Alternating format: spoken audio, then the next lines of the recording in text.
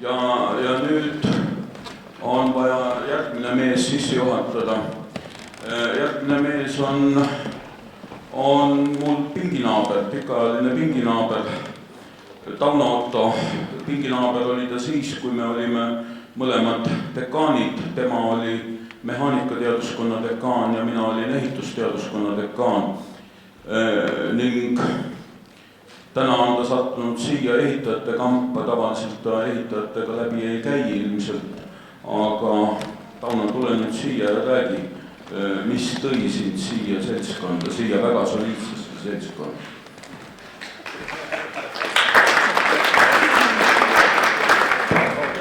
Tere hommikust! On mul mingisugune juhtimispoliitika asi? Teemaks on digitaliseerimine ja võib-olla siis sellest vaatevinklist võttes ega see masinehitus ja ehitus ei olegi nii väga erinevad. Ja millest täna räägiksin lühidalt ongi see, et mis on juhtumas teaduses, mis on juhtumas sektoris ja mis on juhtumas Euroopas. Ja seda on nüüd siis lähema poole tunni jooksul.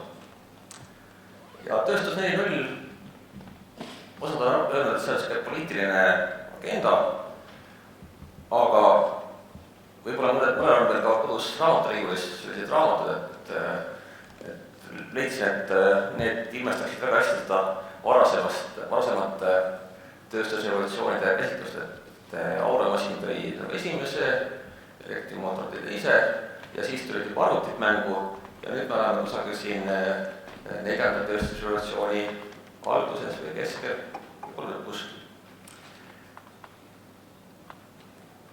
Kui mina käisin koolis, siis oli selline ülesanne tööviikus, et nüüd Huuga tehas Vilinurme looga paneb muudavad komad. Tegelikult eelmine sajand oli võrdlemisi selline tööstuse suhtes vaadet, et see on raske ja kostnud tossavad kõva lärm. Ega täna pole teistmoodi, et kui te võtate näiteks Microsofti või mõne sellise piktogrammide kogu, siis saate ka, et tööstus ja siis on korsten ja tuleb aula. Kui ma küsin kolleegilt Andres Siirdelt, et kes on soojustehnika professor, siis ega meil väga palju need tossavad korsten enam olegi, et probleem on see, et mis on, et lammutamine kulukas, et las nad seisavad, aga ei tossa. Nüüd siin on üks vaade minevikule.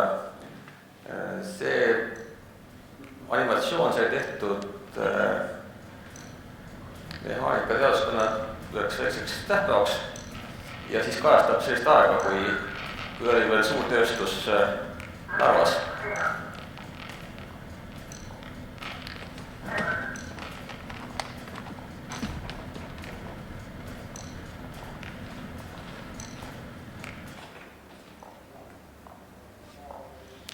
Taustalt siis selles, et liinitöö, inimesed seisavad püsti ja jalad väsivad ja vajaksid siis turgutamist. Selle peale töötati välja selline jugadega jalgu masseeriv seade ja prototüüp sai valmis, aga see oli 2 puudust, esiteks ta nägi suur ja kohmakas välja, et ükski naine julgenud jalga sisse panna. Ja teine, et siis tuli iseseisvumine ja suurtel firmadel enam jätkunud raha, et tellida meditsiiniuuringuid. Et põhimõtteliselt see seade on praegu Tehnikaülikooli muuseumis. See on see ideaalne pilt. Tööstus 4.0 tähendabki, et kõik töötajad on rõõmsad. See on pilt Mustamäe mehhatroonikumi maja ümbrusest. Et kui varem viisime külalisi vanalinna, siis nüüd viime sinna, et efekt on nagu parem. Tehakse turistipilte, et siin on konverentsi külalised Saksamaalt, et meil sihukest asja ei ole, et let's do some pictures. Et ega Eesti kuvand on digimaailmas päris hea. Vaade tulevikku, et siin on üks 5-aastane tüdruk, ta oli sünnipäev ja vanemana oli probleem, et mis rühma panna, et lasteaias olid siis valikud, et tantsimine, laulmine ja robootika. Et see on see tänapäev, mis juba nagu kõiki lapsi puudutab. On ka teine näide. Koolis on robootika läbitud, mentoris on kursused kõik läbitud, et mis saab edasi. Et tegelikult meil sellist väga head vahelüli seal 14 kuni 18 ei olegi, et me oleme kuidagi olnud liiga innukad juba õpetama seda digitarkust pärisvarases eas. Ja mis on nagu õppejõu probleem on see, et need tudengid, kes tulevad ülikooli, neil on juba see tase on juba päris kõrge, et tegelikult see peagi nagu rääkima A ja B-d. Ja kui me lähme kooli, siis me oleme robotit kaasa võtta, sest enamikul koolidel on see robootikaklass on väga-väga hea tasemel. Ja mida digitaliseerimine teist veel kaasa toob, et üha rohkem naistudengeid siseneb ka sellesse mehisesse sektorisse. Üks hea veelund on siin praegu Rakett 21 on siis tulnud sõnadest rakett ja 21 kool ja seal osalevad ka mõnikad teised koolid, et see on just mõeldud selleks, et vanem kooliiga, nendele põnevad ülesanded ja erinevad siis õppekavad on pannud välja omi selliseid tegevusi, sealhulgas ka ehitused. Et tundub, et toimib. Ühes Europraktis tegime ka küsitluse, et mida tegelikult ettevõtted ootavad tööstus 4.0-lt. Ja tulemused olid sellised, et enamik ootab, et saaks nagu kulusid kokku hoida, 50%. Ja siis proovime, kas saab kokku hoida või ei saa. Siis kui see 30% on siis need, kes tahab nagu paremaks teha, aga mitte liiga palju korraga. Ja siis 20% on neid, kes siis on valmis tegema toote innovatsiooni või protsessi innovatsiooni või leidma uusi turgusid. See 20% on see, need ettevõtted, kes siis leiavad üles ülikooli või vastupidi. See on nüüd vaade OECD eelmise aasta statistikale. Tootmisindeks on siin 2015 aasta suhtes võetuna ja kui näete, siis Eesti on siin 10. kohal maailmas. Ja Saksamaa on siin kusagil keskel ja Norra ja Brasiilia ja siis tagapooled.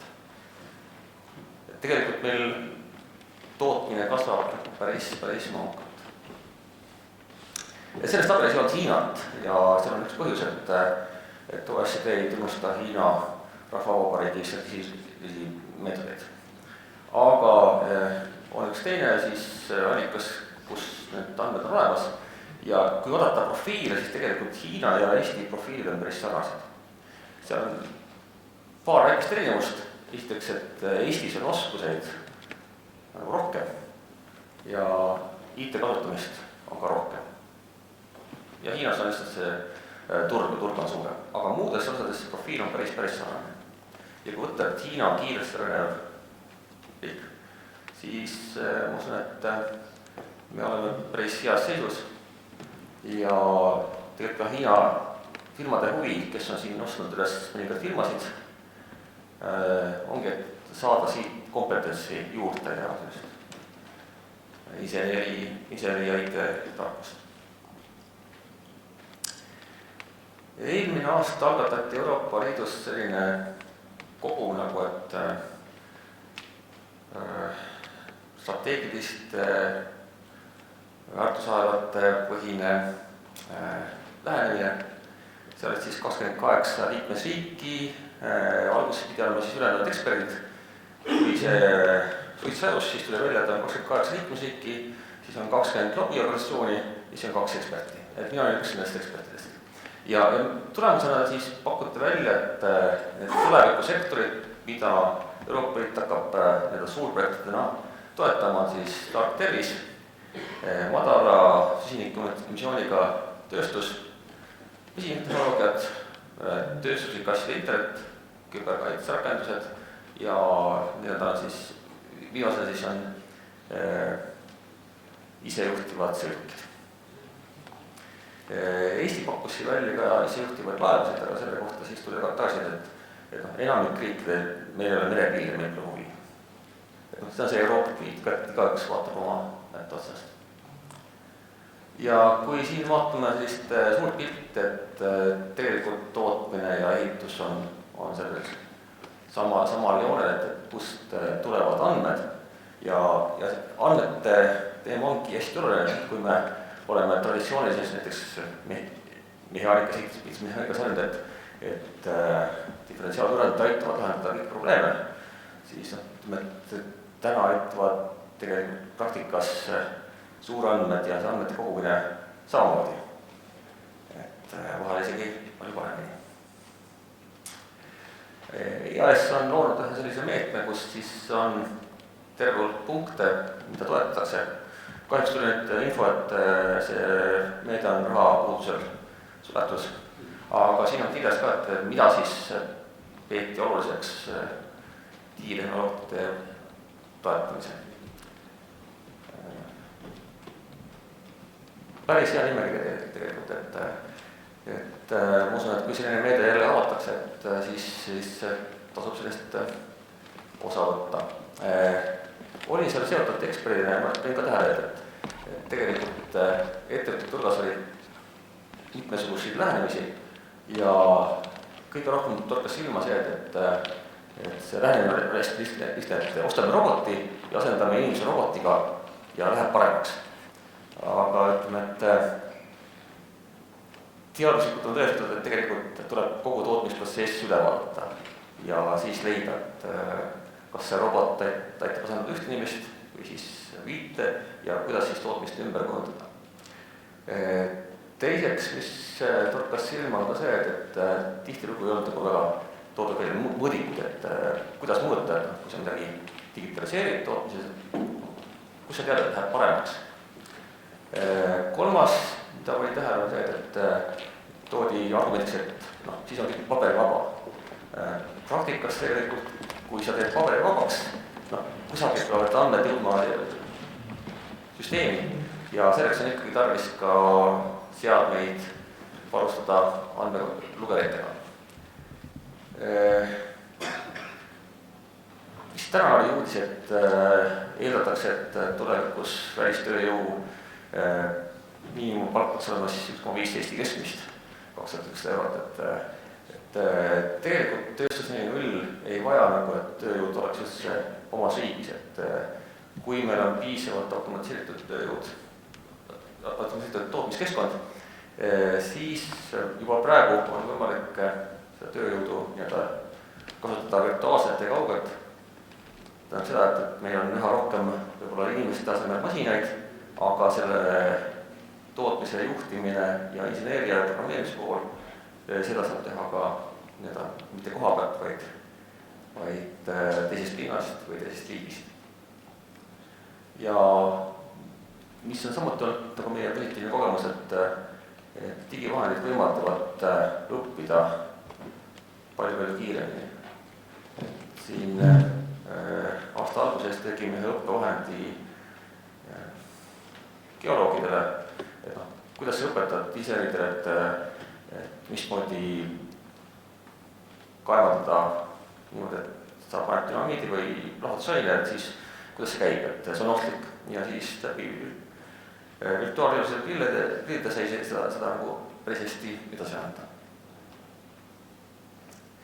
Tehnikaülikoolil on ka oma selline diginõukogu, kes siis tegeleb ülikooli digitaliseerimisega, et see on siis digitalistu, mis tähendab seda, et ülikool sinu mobiiltelefonis, digiõpe, mida igaüks peaks tegema, see on siis digitarkus, et kuidas toimub tulla küberohtudega, kuidas lihtsamalt programmeerida. Digitipud teaduses sõlmavad ka siis tööstus 4.0 ja digifoorum on siis kõik see, mis on siis suhtlus välismaailmaga. Iga aasta korraldame tööstus 4.0 konverentsi või üle aasta on siis TalTech Digital aastakonverents sügisel septembris.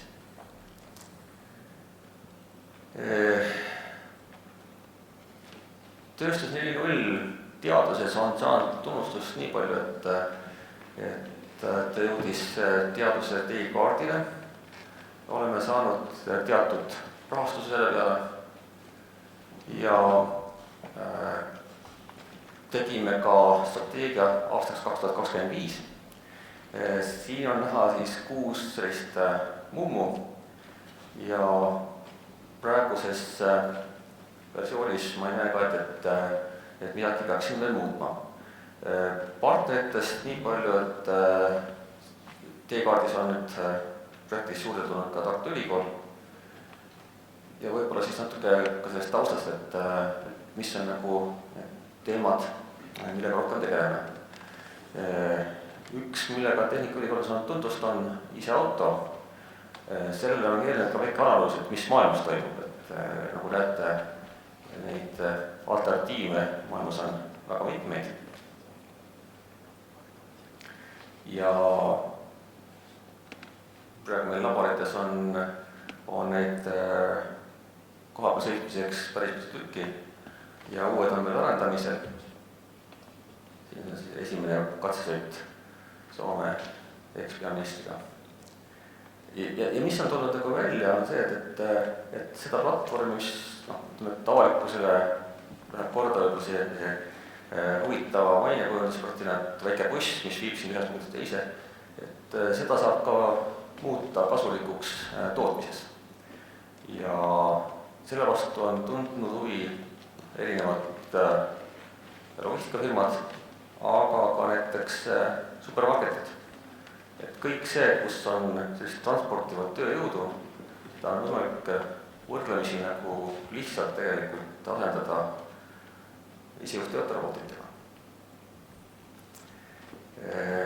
Võib-olla üks hea näide siin digitaliseerimise efektist on see, et digitaliseerimine näiteks ka inseneerias võimaldab luua väärtust mitte millestki, et kui on tarvis katsetada roboteid või robotautosid, osa siis saab lubada tänavatele, nagu need iseauto või siis Starship robotid, aga suuremaid mitte nii väga. Ja selleks on siis mõistlikum neid katsetada virtuaalselt ehk tehismaastikul. Neid pinnavorme saab osta, need on erinevad teenusepakkujad, mis müüvad, valdavalt on siis kõrgteemad või siis sellised kallisemad pinnad ja need ei ole väga odavad.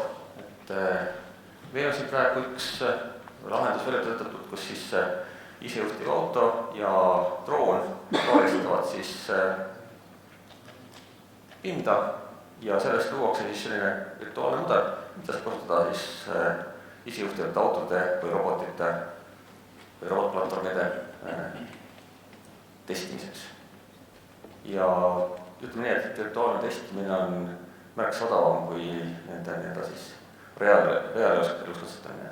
Võib-olla siin Starship ja iseauto on ka eraldi, sest nad loovad ka mainekujundit ja on sellised meediavahendid. Meedias on olnud juttu, et startupid, et mis nad on, et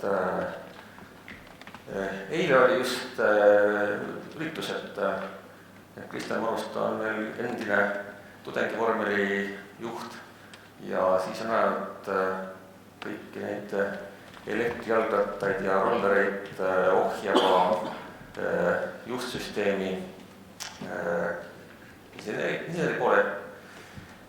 Ja nüüd nad jõudsid nii kogule, et ikka oma tehase toota ise juhtblokke. Tegelikult see startup-indus tootmismõttes on palju lubav, et on näha, et üha enam liigutakse ka selliseid tarkvara ja võib-olla siis ajude tasemel ka sellist tootmise tasemel. Ja põhjendus on see, et kui sa tellid juhtimismooduli sisse mujalt, siis nende huvi ei ole see, et sa saaksid seda kiiresti kätte, et nende huvi on see, et see tootmisprotsess oleks nagu võimalikult pikk, et nad saavad sellest kasseerida raha. Ja kui sa teed ise sellist tootmist, siis saad see toote projekteerida selleks, et selle valmistamine aeg oleks nagu võimalikult soodne kõik. Eestis siis nüüd nutika tootmise tuumiktaristu põhiinvesteering läks 3D printimisse, metalli 3D printimine ja kompuutertomograafis Maaülikoolis. Tegelikult ka ehituses 3D printerite kasutamine on väga kiiresti kasvanud. Tehnikakõrgkoolis on üks tehnikaülikool on soetamas, et on tõesti tuleviku teema ja kui ma vaatan, et traditsioonilised tööstusharud, näiteks siin metallide lõiketöötamine, see vaikselt liigub Eestist ära odavamatesse maadesse, et Eesti pole enam kaugeltki odava tööjõumaa. Siin on ka üks näide, et kuidas siduda ära erinevaid investeeringuid, et kui meil on näiteks kompuutertomograaf on Tartus ja siis 3D printer on Tallinnas ja nad peavad omale suhtlema, et kui me ühes kohas toodame midagi ja siis mõõdame seda üle, kuidas see info liigub, siis üks variant ongi see, et läbi siis virtuaal- ja liitreaalsuse, et oleme loonud rakendused, et kui uus operaator paneb vähe liitreaalsuse grillid, siis tal ilmub ette juhiseid, mis etappe teha, mis järjekorras ja see õppimisprotsess on märksa kiirem kui tavaliselt. Natuke lippan siit teemadest üle. Võib-olla see, mis pakub huvi ka ehitusele, on see, et oleme näiteks oma demakeskuses virtualiseerinud kogu selle labori kuni toolidele ja raudadele välja. Ja praktikas võimaldab seda, et kui sul on olemas virtuaalne mudel, siis sa saad sellega anda virtuaalreaalsusesse ja siduda ära selle ruumi digitaalse kaksikuga. Ja kõik muutused päris elus saab siis üle kanda ka virtuaalmaailma.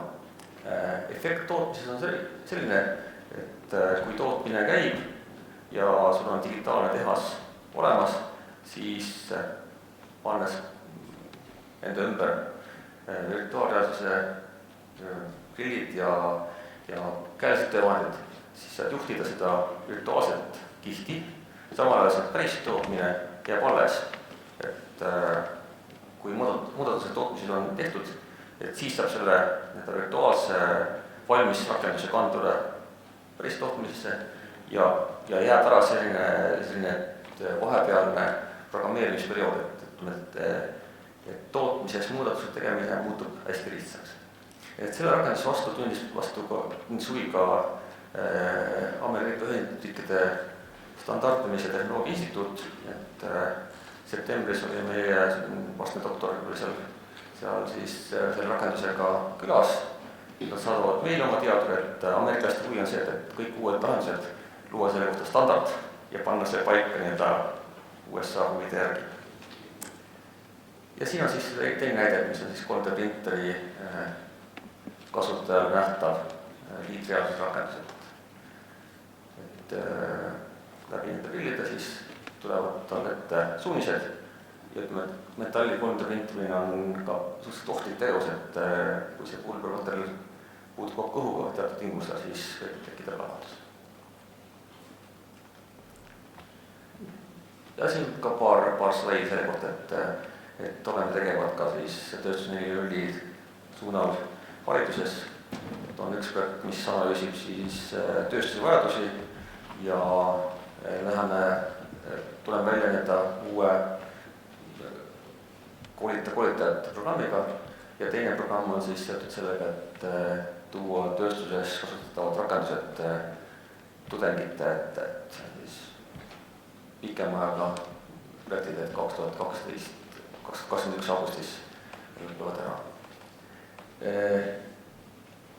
Kus veel kasutatakse suur-andmeid on näiteks see, et selle aasta Tehnikaülikooli kalender on kokku pandud siis meediapiikide põhjal, et siin on siis jõutud kalendrisse projektid, mis on pälvinud kõige enam nagu just meedia tähelepanu, et kui näete, siis siin on ka kirjas tööstus 4.0. Et on siis üks 12 teemast, mis ka kõnetab meediatarbijat Eestis. Siit ehitusleiete ligi nulliline maja, targa linna, mis on puhtitava ehituse teemad. Nendest me tüüpime üle. tööstus 5.0 on nüüd valede õhutähtedega.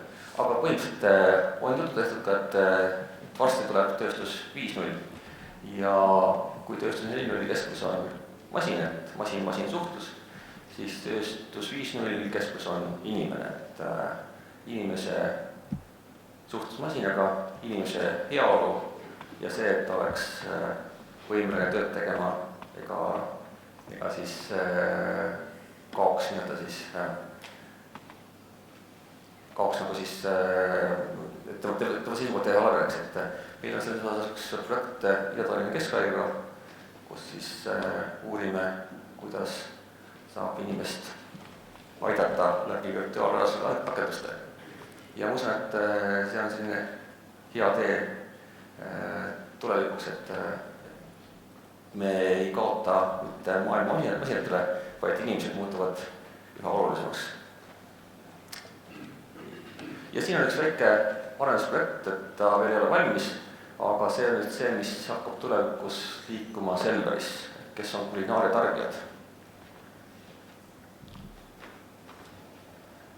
Siis praegu on seda disaini ja kõik muud üle peale, aga sisu on näha, et kes läheb poodi tulevikus. Nii et lühidalt väike ülevaade.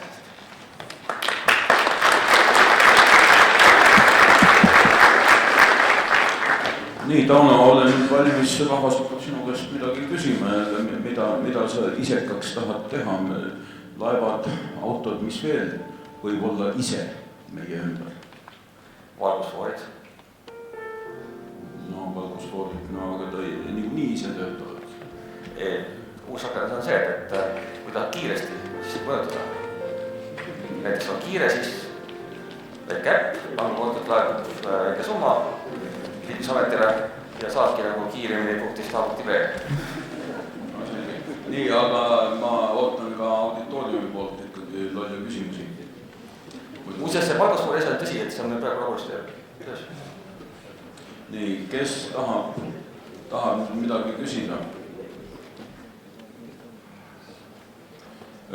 Aga ma küsin siis lollilt ise küsimine, jah. Tähendab, kui mina nüüd sinu käest küsin ja sa räägid sellest, et on tööstus 5.0 ja see on nagu inimese põhine, siis kas see ei ole enam liiga hiljast, et me praegu teeme kõiki neid ise asju, igasuguseid vidinaid siia ümber, inimene läheb mugavaks, ta ei oskagi enam midagi ise teha. Ja milleks seda 5.0 nii-öelda inimesega, siis see on inimese poputamine, siis see on hooldekodu juba. Ja võib ka nii öelda, et kui vaadata neid prognoose, et üha enam inimesi jõuab pensioniikka ja eriti just kuna Hiinas on see ühe lapse poliitika, et tegelikult meil tekib nagu nooremate inimeste tööjõukriis. Aga siin on nagu probleem on praegu, miks see 5.0 ei arene nii kiiresti, on see, et meditsiini andmed nende siis anonüüseerimine, et nad ei saa olla avalikud ja Euroopas ei ole praegu lihtsalt sellist andmebaasi või lihtsalt inforuumi, kus need inimese andmeid saaks turvaliselt hoida. Et robotid andmetega on lihtsalt. Nii, aga mida rahvas arvab, mida tahab veel küsida? Minu teada, mida ei ole kindlasti veel leiutatud, on ise kohvimasinad, tähendab kohvimasin, mis ise jooks ka kohvi ära.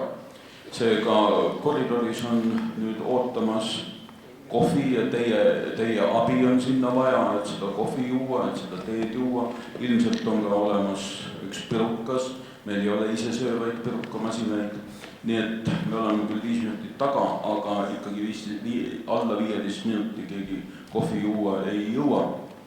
Nii, 15 minutit ja siia tagasi. Aitüma!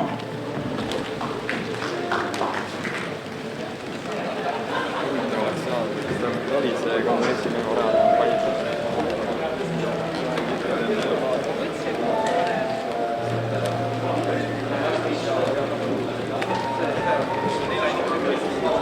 Iga nii hiljem, nii hiljaks. või juhuslikult keegi saabub väga vara.